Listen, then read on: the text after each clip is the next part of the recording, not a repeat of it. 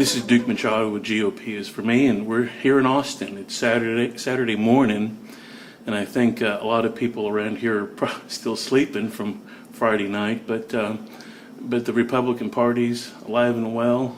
There's a lot of it seems like motivated people today, especially. Last night was the Volunteer of the Year Awards, and always good to see you there. And the party's getting real active and mobilizing. And earlier, Melinda Fredricks, the vice chair of the Republican Party of Texas, was making some comments about the Hispanic community and the need for the party to fully realize and embrace what's coming. I'm wondering if you could expand on some of that. I agree with her. I do believe that we have not been proactive in engaging everybody into the Republican Party, not just the Hispanic groups, but other groups as well. We need to grow the party. There are some within the party, I'm going to be a little controversial now. There are some who view the party as kind of a clique and a club. And there are some like me who understand that we are all here for our own individual reasons. We all bring something different and unique to the table. And I don't care if you're Caucasian, Hispanic, black, pink with purple polka dots. We all bring something. If you want to call yourself a Republican and adhere to 60-70% of our platform, welcome to the party, and we will engage you and we will talk to you about our principles. And again, we don't have to all agree on every single thing, but we do need to agree with certain common goals. We need to find those common goals, and that's where I think we have missed the boat with the Hispanic community, particularly because as a teacher, I taught so many Hispanic children, and they have our values. Those families cared about their children. They care about their churches, their families, their communities, and why we have not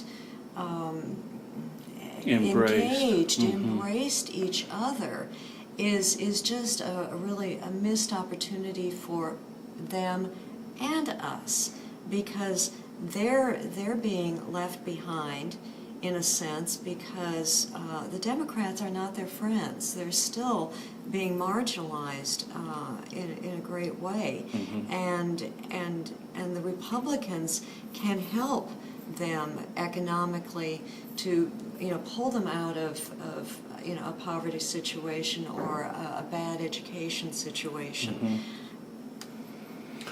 You're bringing up a topic that is a reality. I know you were kind of hesitant to talk about it, but it is a reality that the leadership in many counties, specifically county chairmen, are the captain of the ship in that county.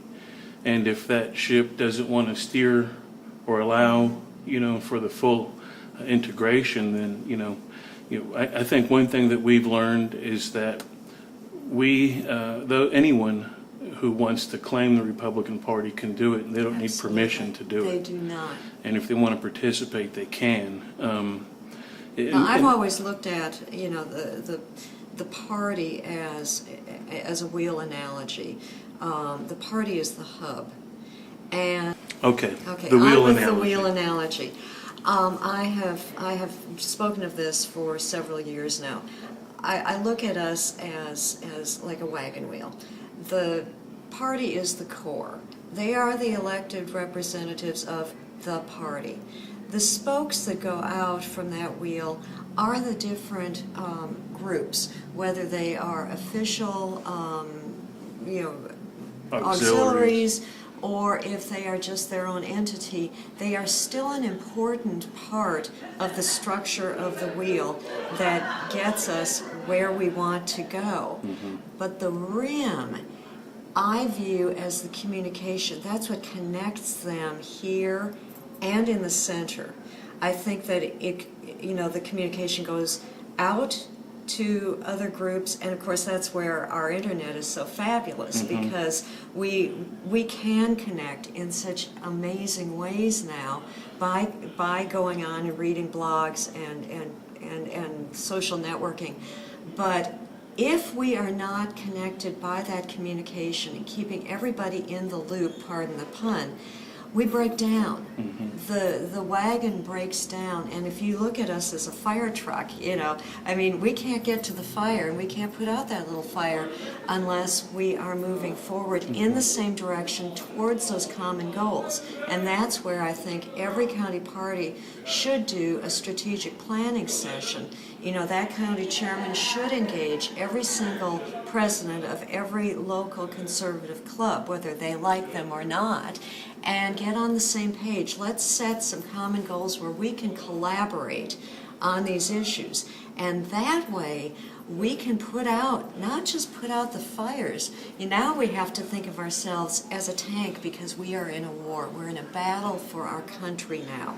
It isn't just putting out a little fire here. Oh, they had a funny little regulation that we want to put out, and this and that. We are in a battle for the future of our country. And the Hispanics that have, the people who have come over legally or illegally, they're coming for the American dream. But what they don't realize is the American dream under the liberal umbrella is going to go away. It's going away rapidly. I don't know that my son is going to have a better life than I had.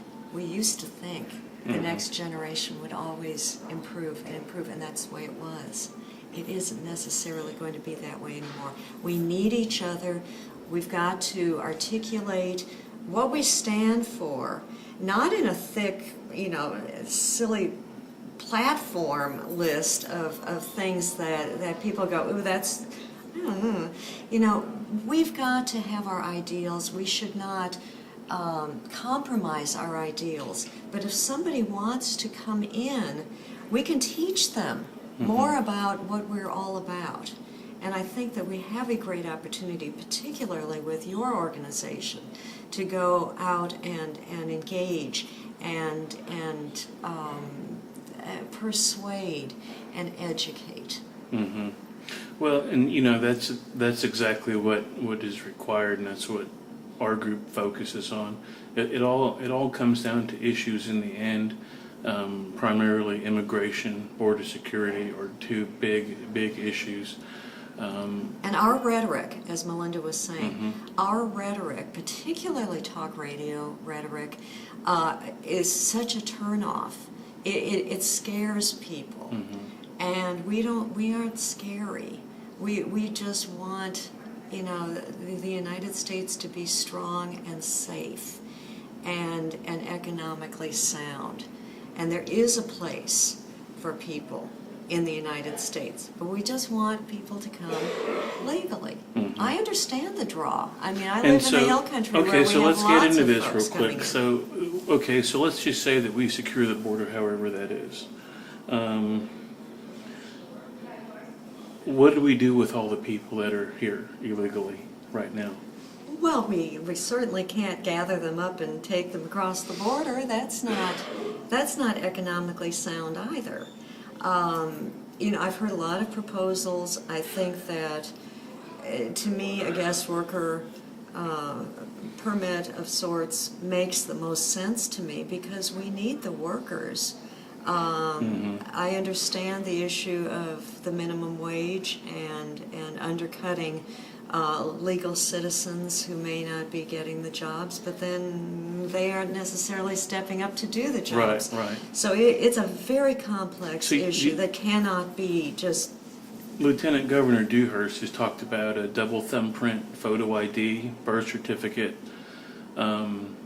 documentation process where they pay for their own background checks and biometric sort of screenings, and when they're all done with everything, and if everything checks out, then they can get a green card or a temporary visa that is only renewed if they don't break any laws and pay their Right. taxes. Right? So this sort of a program is being talked about, and you know, so that kind of goes along with what you're saying. Mm-hmm. So you don't think that rounding everybody up is the solution? No. All right, okay.